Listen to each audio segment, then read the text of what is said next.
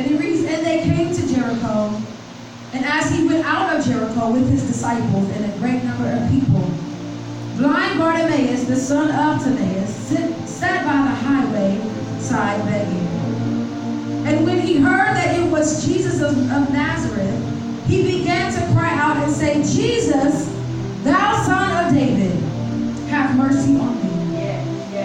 And when he charged him that he should hold his peace, but he cried the more a great deal, thou son of David, have mercy on me. And Jesus stood still and commanded him to be called. And they called the blind man, saying unto him, Be of good comfort, rise, he calleth thee. And he, casting away his garment, rose and came to Jesus. And Jesus answered and said unto him, What wilt thou shall I do unto thee? The blind man said unto him, Lord, that I might receive my sight. And Jesus said unto him, Go thy way, thy faith hath made thee whole. And immediately he received his sight. And catch this, and followed Jesus everywhere. Yes, God. All right. Yes, God. For a topic on this morning, I want to talk to you about the fact that I cannot die. Yes. For a subtopic, I simply want to talk about the community. Yes. I cannot die here. For some of us, when we receive the news that we are expecting or that we're pregnant, our minds almost immediately begin to set expectations. We start making plans. We start imagining the life that we're going to have moving forward with our little bundles of joy. We wonder, what are they going to look like? How tall are they going to be? What color eyes will they have? I thought about it with my son. I never thought that I was going to come out with a blonde hair and a blue-eyed baby. But we think about what color eyes will they have, and will they have mommy's hair, or will they have daddy's hair, or in my case, the lack thereof with daddy's hair. My son is afraid. He's like, I don't want to be bald, but it just may happen. But we think about these things, and we start imagining our kids coming out perfect. 10 perfect fingers and 10 toes. I counted with all of my kids. On my son, I looked at his ear tips because there was no color. But I still love him anyway, amen. But 10 fingers and 10 toes, and some of us are specific with what the sex of the baby that we desire. Some of us say, I want a little boy, while others are like, nah, I would rather have a little girl. But for some of us, it's simply just, it doesn't really matter to me as long as they are healthy. Yes. Pregnancy is not always the best experience for some of us. For some of us, it's easy, it's a breeze. For some of us, it comes with complications. Some of us have morning sickness, noon and night sickness. Thank you, Eve, for the labor delivery, because that's a whole other story. But what happens is our beautiful screaming baby sometimes comes out another way. What happens when they come out and our little miracles arrive and the doctor says that something is wrong? What happens when we take them home and it seemed like everything was okay, but once we get home, we thought that all was well, but something didn't happen. What happens when things don't happen the way that we expected them to? We start thinking, did we prepare for this? Did we see it coming? God, why me? Why am I going through this? Why does this thing have to happen to me? What did I do wrong? Have you ever been there where you start questioning, when things start happening, you start wondering, like, what is it? Am I being punished for something? Outsiders also start looking at you. They start questioning, like, yeah, it must be something wrong. That's the reason why you're struggling financially, because you're not doing something you're supposed to do. That's the reason why you're going through some things, because you're not doing something that you're supposed to do. But I want to tell you on today, although back in the Bible days it was said that when people were dealing with a sickness or a physical ailment, it was assumed that it came from the result of sin. But I want to clear something up for you on this morning. Some issues, some struggles, some ailments, some sicknesses are just that. It's not always the result of sin, so no longer beat yourself up. Understand that it's just that. Some things is simply that God just wants to get the glory out of our lives. Amen. So what happens when this thing or this sickness is something that's evident to the world? There are many things in the Bible that would deem a person as being unclean. And when they were unclean, you couldn't touch them and they couldn't touch you. The unclean persons could not be out amongst the people. They were excluded. They were ostracized and blackballed or shunned and displaced, rejected. They were shut out. They were blacklisted. You understand, like some of us. But unfortunately, they were dealing with the ramifications of something that they didn't ask for in the first place. Who really wants to be sick? Who really wants to be blind, or who wants to have bleeding issues for years and years? I would be confident this morning in saying nobody. Nobody really wants to deal with cancer. I see it every day they're walking. Nobody wants to deal with it. Nobody wants to deal with sickness or ailment, the inability to walk. Nobody wants to deal with a sick child. It's a struggle, but we learn how to do it. But Bartimaeus, also known as blind Bartimaeus, son of Timaeus, had an issue. He was a blind boy, now he's a blind man that has gone through life with an ailment. He is now in a position of sitting along the side of the road with all of his possessions, begging for alms. With this on this morning, when somebody is sitting on the side of the road, I want to quickly talk to you about three things. The first thing in particular is the crowd. The second thing is the cloak. And the third thing is the cup. When we see somebody that is homeless, we see them sitting on the side of the road. They got their blankets, they got all of their things, whatever their receptacle is that they collect their money in. Some of them might have a little gig, they're playing music, they're singing, whatever it is, but they're sitting there with their signs and they're begging you to give them something. And while the people that they're begging is the crowd. Who is the crowd?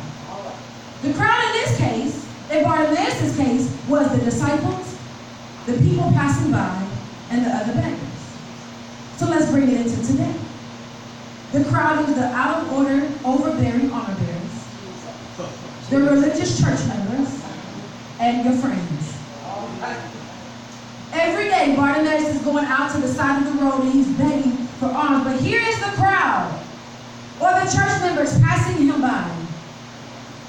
Some may throw something to him every once in a while. Meanwhile, others are simply passing him by. He can't see it, but he can feel it. He can't see it, but he can hear it. Have you ever felt like life was just passing you by? People don't recognize you. They don't see you. You don't even recognize it until it's gotten too far gone. Have you ever felt like you were living in a world existing where you really didn't exist? Nobody seems to see you. Nobody seems to hear you. Now, as you sit there with it feels like full exposure to the world, they are only passing you by and looking down on you. It feels like everybody is judging you, while some of those same people don't want to admit that they are only one paycheck away from sitting right next to you. All right. One paycheck away from being in the same position that you're in. Yeah. They too could have been born this way. They're afraid of you. They make it a point to avoid being in your presence. They ignore your cries for help. They don't know that you have a college degree. They don't care that you were raised in a good home by good people. They don't care that your mama was a preacher and your daddy was a deacon. All right. They don't care that your mama is a singer and your daddy is a pastor. Yes. They don't care that you're born into this great family, because none of that matters. They only see where you are and not where you're going. Yes. They don't realize that just like them, you too have a call on your life, but you took a detour. They know nothing about how you got there. They know nothing about how you got to the other side of the road, opposite of where they are. But in your cry for help, you have people telling you to be quiet. You have the armor bearers, the entourage, telling you that you are not worthy of the help, that the pastor don't have time to come and talk to you. They tell you that Jesus is too busy for you. Here you come again, week after week, to the altar with the same issues. He don't have time anymore. They're telling you to be quiet. Just shh. Right now, Jesus has some other things and other people that he's trying to tend to. Meanwhile, you're saying, God, but what about me? He was blind. So I believe that he would need help to get to the side of the road. People, his friends, those in the same position that he was in.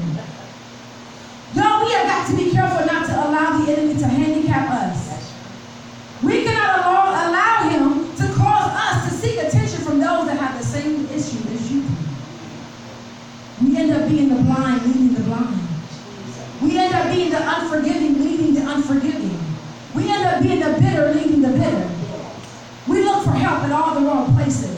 We're looking to the crowd. We're looking to the people. We're looking to our friends. We're calling them on the phone. We got everything to talk about, but we're not praying. The people, the friends, that every day they carry him out there to the road. Every day we have people that carry us to our demise. Who are your so-called friends? Let me introduce you to misery. They love company.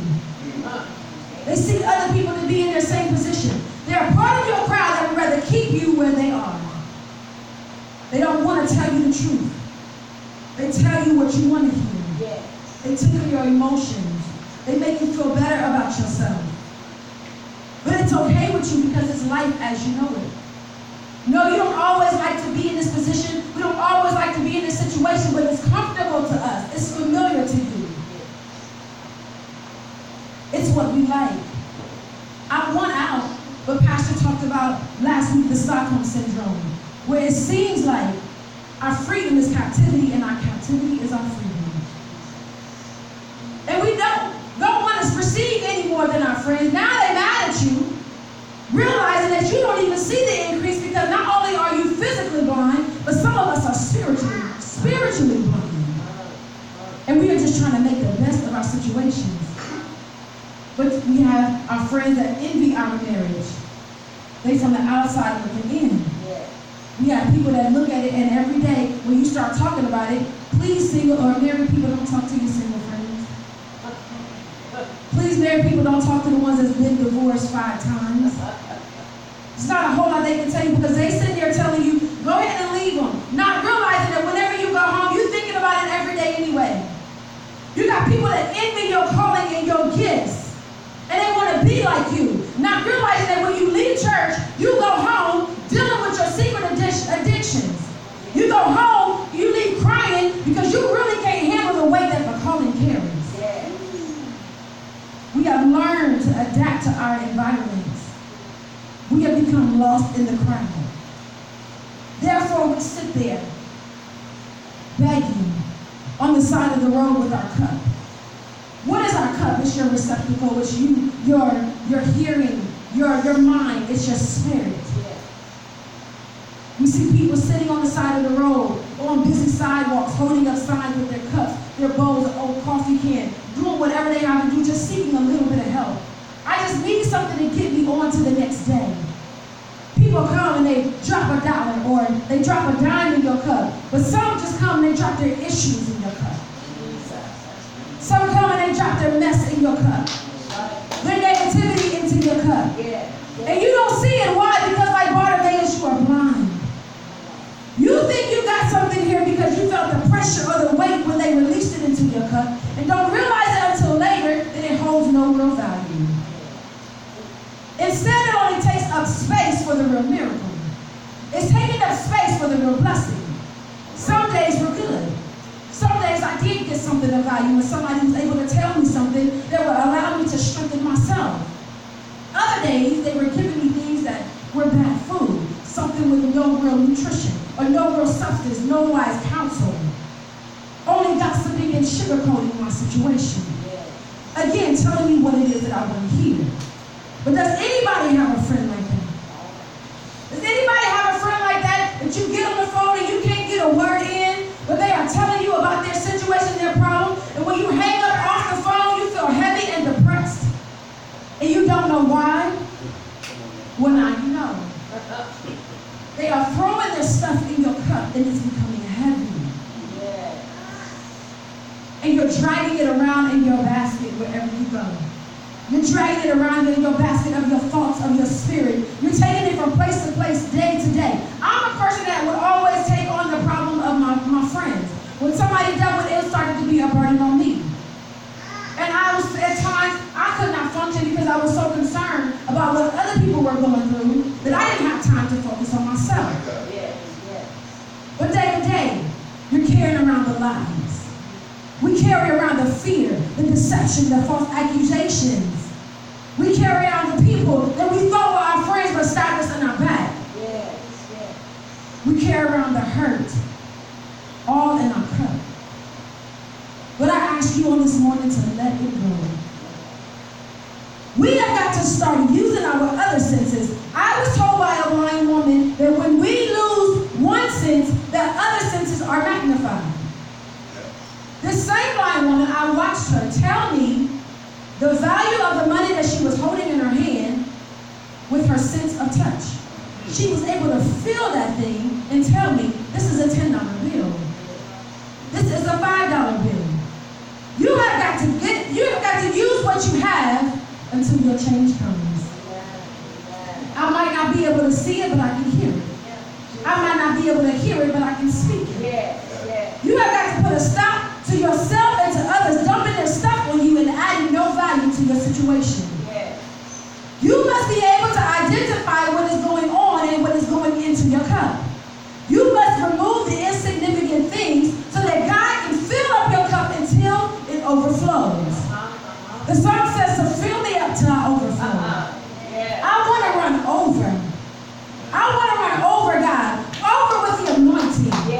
But be careful not to allow your overflow to be trapped or smothered by your clothes. What is this cloak? Day after day, his cup and his cloak. He goes out there to the street, begging for alms, day after day. I can imagine him being a creature of habit. It's his comfort zone. It's what he knows. It's his security blanket. The cloak is his security blanket that's used to hide his insecurities. It keeps him warm at night. It has become a part of his, or one of his receptacles, collecting alms. Because like I said before, when you're unclean, they can't touch you. So they're throwing things at you not to get too close. The cloak is also collecting dust and dirt from the environment that's around him. But it's his. It's his prized possession. He doesn't have much, so he says, I'll just hold on to it.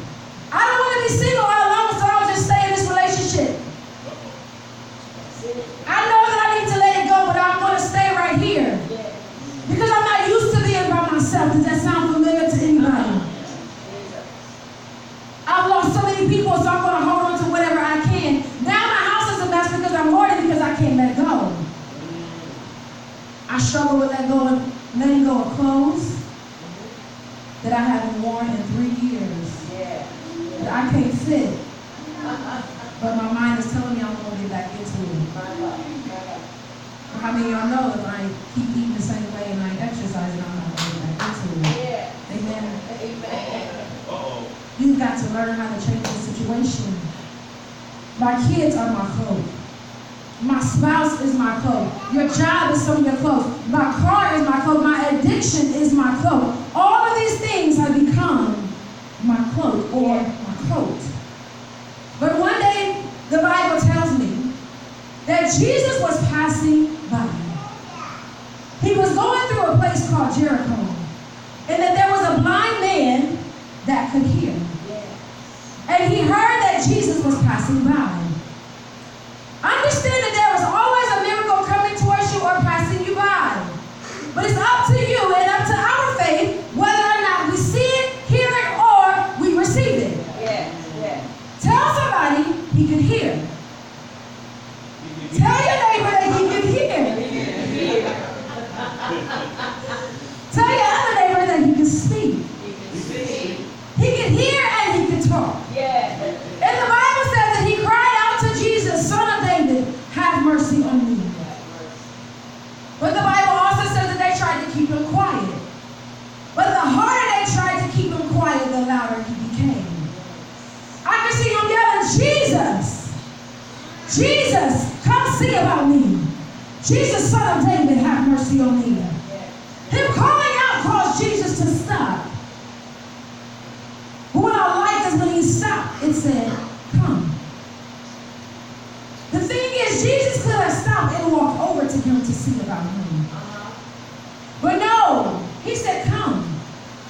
He couldn't get up by himself and move over there. Now, what happens is, the very ones that were trying to keep you down, the very ones that were trying to keep you quiet, are now the ones that have to carry you to your miracle. God will make your enemies your footstool. He will allow your enemies to bless you and they don't even realize it. They will bless you and don't even want Jesus asked him, what is it that you want me to do for you? And he answered him and said, I want to see. It's okay sometimes to tell God, any way you bless me, I'll be satisfied. But why not be specific about your thing? Why not be specific about what it is that you are asking God to do? The Bible says to go boldly before the Lord. The Bible also says to write your vision and to make it plain. Your miracle is predicated on what Jesus can do for you, not only what you can do for yourself. You have got to have faith. If you're having faith, you have got to work your faith. Why are you working your faith? Because faith without works is dead. Our faith is dependent on Jesus' faithfulness. We have to believe that God can and God will. Bartimaeus believed that God could and God will.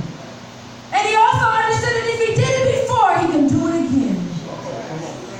But wait, the Bible says that when he got up to go, remember I told you about those possessions that he had with him? The Bible made it a point to say that he cast away his garment, meaning he threw away his cloak, casting aside every weight and the sin that so easily beset him.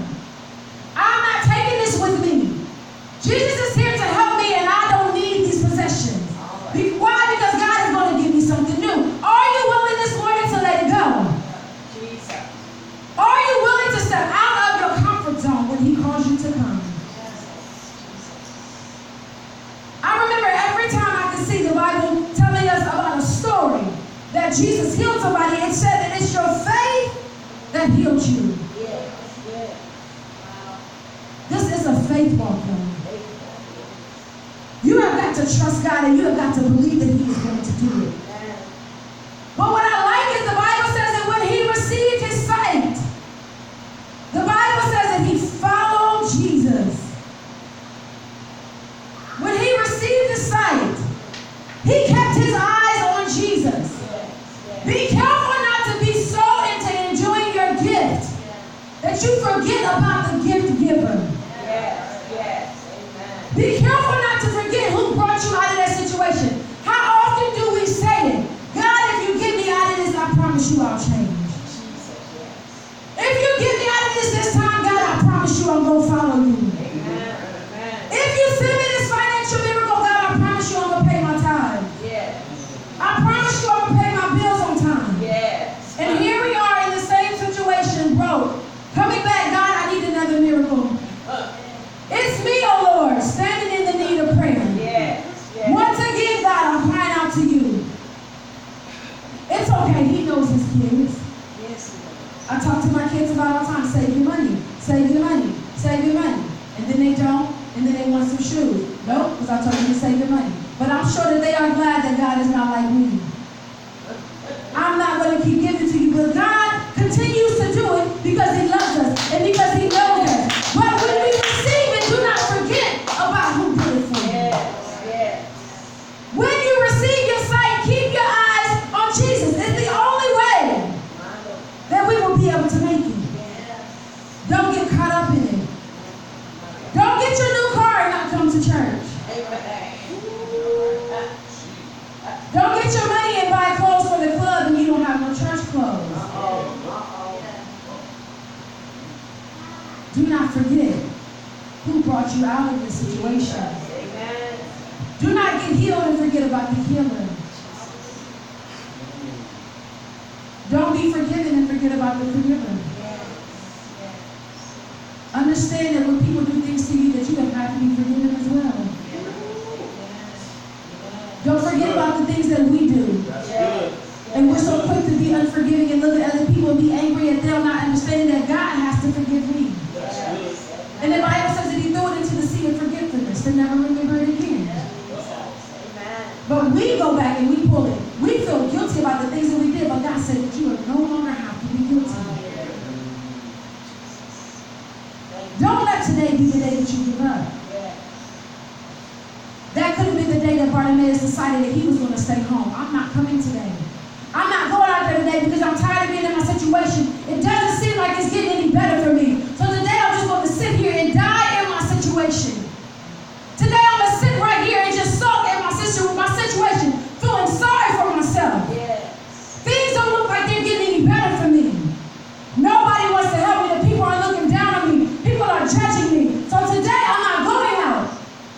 tired of carrying around other people's problems. I'm tired of carrying around other people's issues.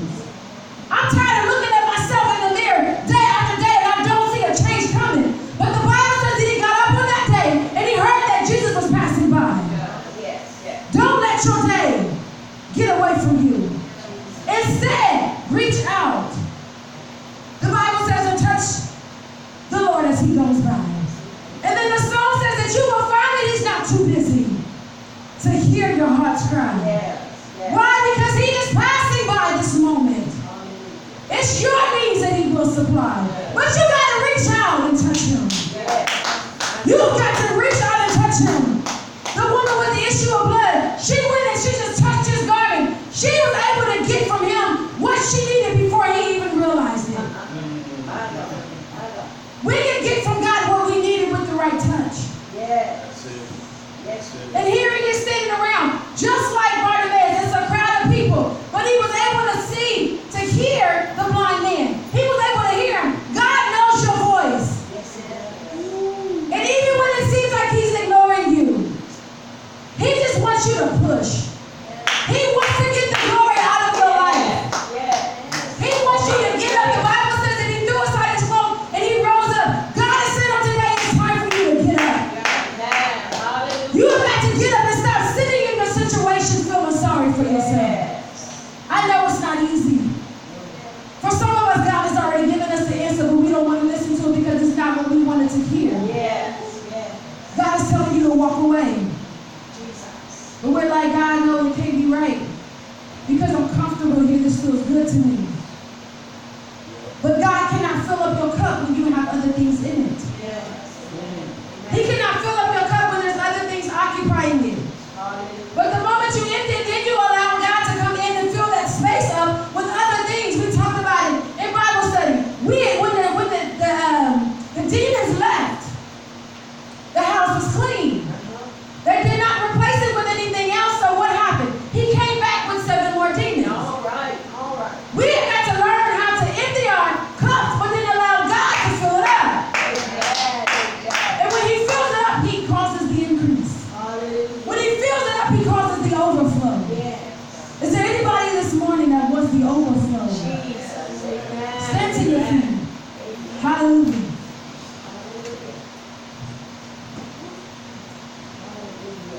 Oh, hallelujah. We have got to let go of these earthly possessions. Our situations, relationships that we should not be in. God has been speaking to us about some things, some jobs, some situations, our money situations, paying our tithes or paying our bills on time, not doing what I call retail therapy. I'm guilty of it. God